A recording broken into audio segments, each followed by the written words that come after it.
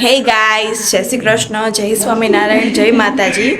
તો I hope કે તમે બધા મજામાં હશો અને હું પણ મજામાં છું. આજે છે આપણો બીજો દિવસ એન્ડ આજે આપણે મસ્ત ઓફિસે જવાનું જ છે, પણ એના પહેલાં આપણે એક સલૂનમાં જવાનું છે મમ્મીને હેર સ્પા માટે. તો મમ્મીને નંજુને એના મામાજીને અહીંયા ઉતારવાની છે. એને ઉતારીને અમે સલૂનમાં જઈશું, પછી હું અહીંયાથી મમ્મીને પછી ઘરે મૂકવા આવીશ ને પછી હું ઓફિસ જઈશ.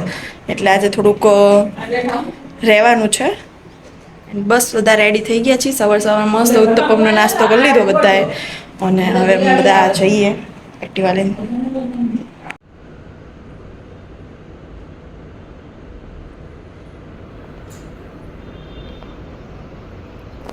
તો ગાઈઝ, મમ્મીએ હેરકટ કરાવી લીધા છે, બહુ જ મસ્ત કર્યા છે. તો હું ઘરે પહોંચી ગઈ છું એન્ડ હવે હું માસીના ત્યાં જમવાનું છે આજે અમારે બધાને. તો મમ્મી પપ્પા ગયા છે જમવા અને હવે અમે જઈએ શાંતિથી એક્ટિવા લઈ. તો ગાઈઝ, માસી ત્યાં આવી ગયા છે, પણ અહીંયા લિફ્ટ બંધ હતી, તો હવે 3 માળ ચડીને જવું પડશે. અને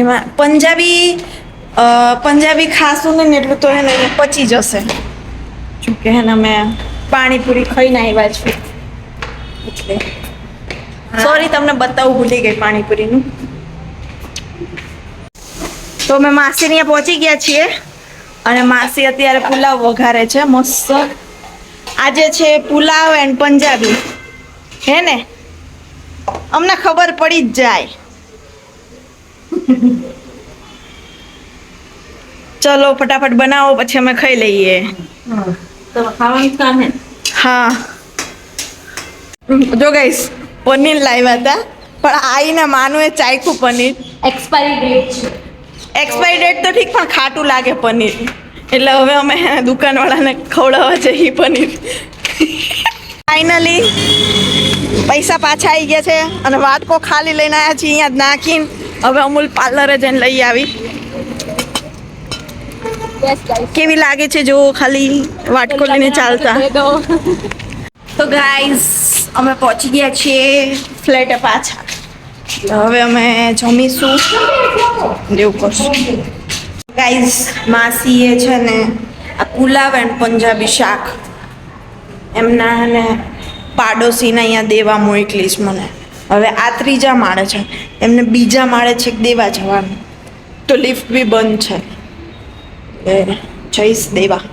વાટકી વ્યવહાર યુ. જોકે આજે ખાવાની બહુ જ મજા આવી ગઈ છે, મસ્ત જમી લીધું છે, રોટલી એન્ડ શાક. તો ગાઈઝ, આ લોકો જમે છે હજી, એમાંય ખાસ આ ક્યારની બેઠી છે.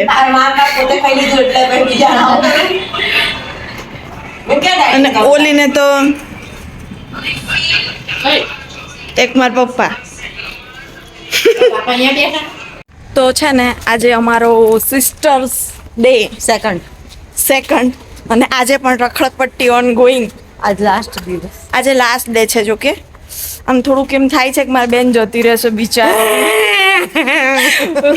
મને બહુ રોવું આવશે, મારી બેન જતી રહેશે, પણ કોઈ વાંધો નહીં. આપણે છે ને પછી ક્યારેક મળશું, મળતા રહેશે. હા, આપણે એક દ્વારકાની ટ્રીપ તો કરવી જ છે જોડે.